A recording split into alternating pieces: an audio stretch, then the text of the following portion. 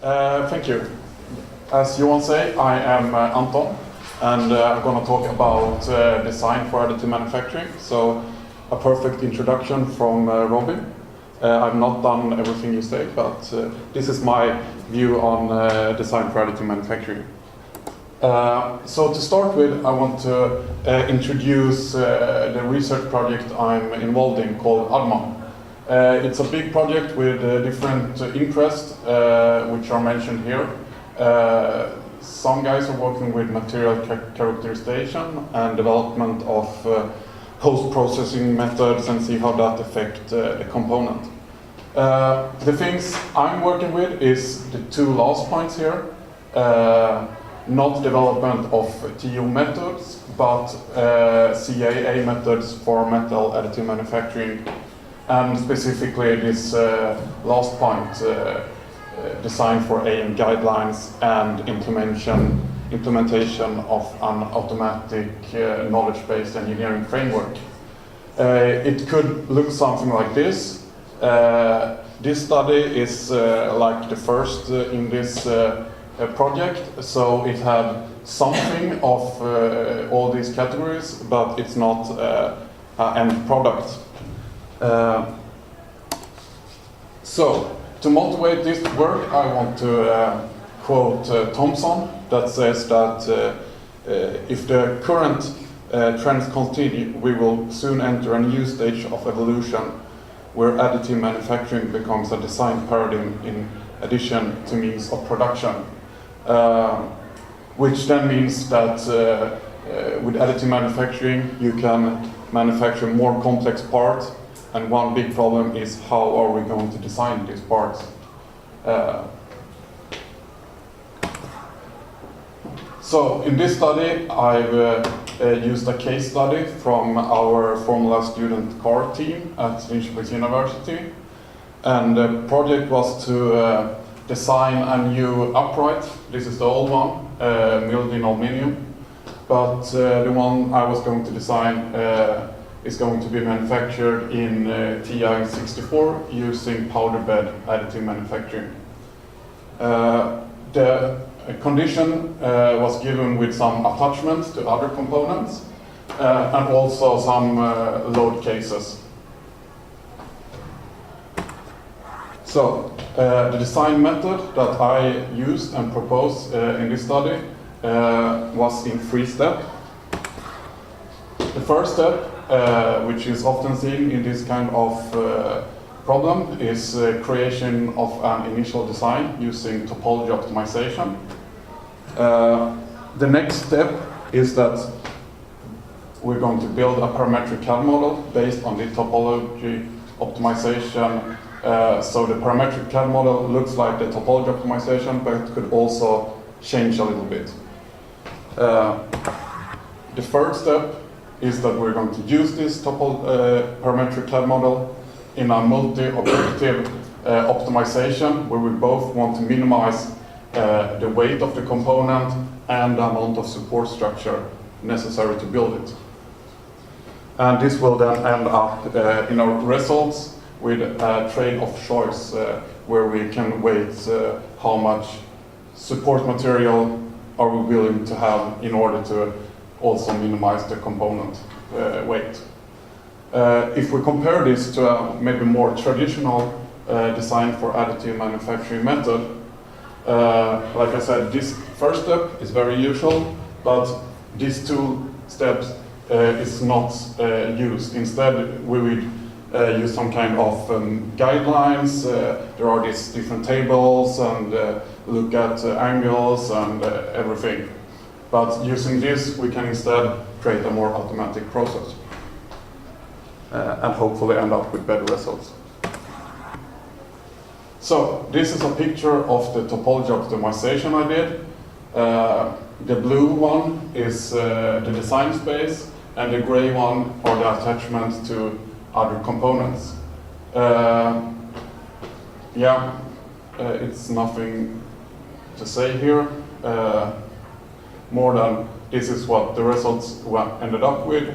And as you can see, in this case, we got a really nice kind of truss structure. If we look at this multi-objective optimization, we compared two different frameworks to solve it. One all-at-once approach and another that uses a local optimizer for the build direction. I will come back to this. This is a framework of the all-at-once approach. What we can see here is that on the top here we have our variable in the optimization problem. Here we have the CIA models that is used and evaluations, and then down here is our output and two objectives and one constraint. These design parameters are the x in this and is a vector of different parameters that control how the parametric CAD model change. This is the build direction, alpha 1 and alpha 2, which is here and of course affect the amount of support structure necessary. So F1 here is the weight, which we want to minimize. F2 here is the amount of support structure necessary, which we also want to minimize. And then we also have a constraint on the stress, which is here. If we now compare this to the multi-level optimization that uses a local optimizer, we can see that we have the same three models and we have the same input parameters and in the end same constraint. But the difference is that for each geometry here we find the best build direction for that specific geometry. So in the local optimization, we have one geometry which we want to find the build direction that minimizes the amount of support material. But we have also wanting to minimize the amount of support material in the global optimization because it's also affected by the geometry itself. So, like I said, we had three different kinds of model, one geometric model, one FE model, and one support structure evaluation model. This is how we created the parametric model used based on this topology optimized results. This is, as you can see, zoomed in at one of the features in the design. And this interpretation of the topology optimized results was done in a three-step method. The first step was to extract the functional surface, so like this attachment, and then like where this attachment connect to the topology optimized surface. So as you can see here and here and here. And then we created 2D shapes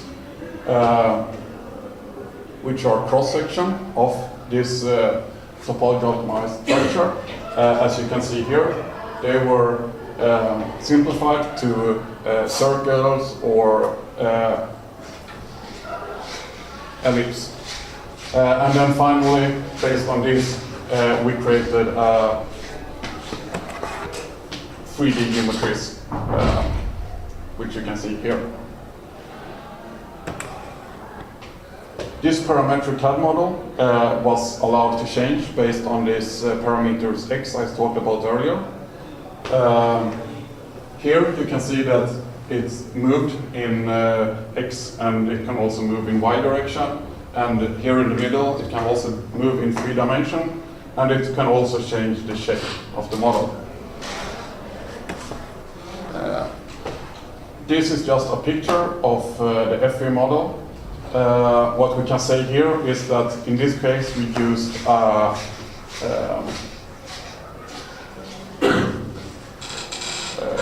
very simple model and just extracted the maximum von Mises stress in the geometry. And then finally we have this model for support structure evaluation.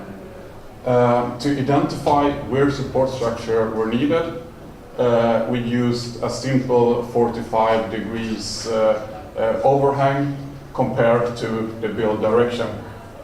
And this was calculated from an STL file automatically received from the CAD model. To quantify the amount of support structure necessary, two different ways was found in literature. One, which is the most obvious, to just calculate the volume or the mass of the support structure added, which of course is waste material and yeah, not necessary.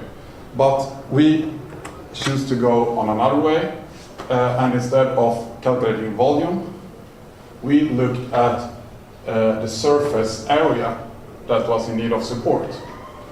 And this was because that this area is both bad area and maybe needs post-processing, and today the removal of the support structure is a manually handmade process which is very costly, and it's not directly coupled to the amount of support material, more coupled to the surface.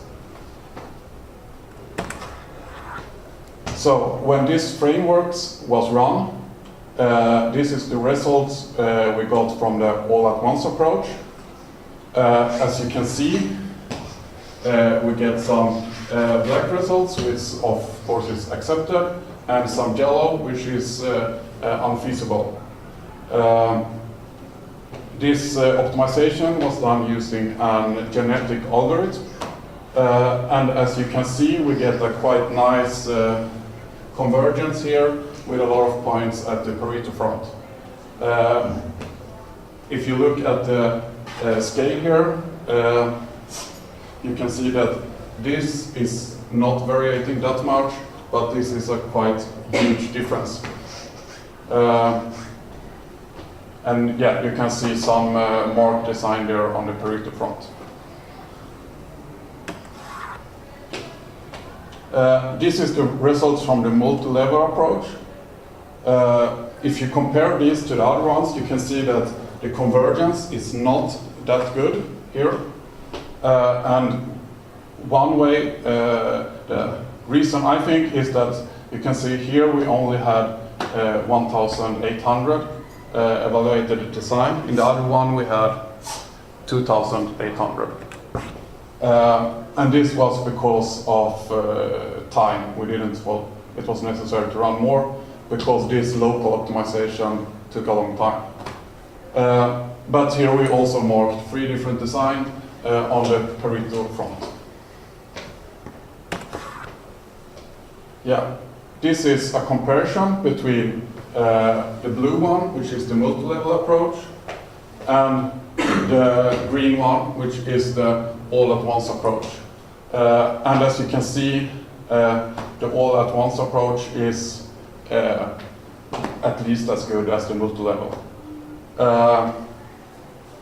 We have also marked the direct optimization of the topology optimized results.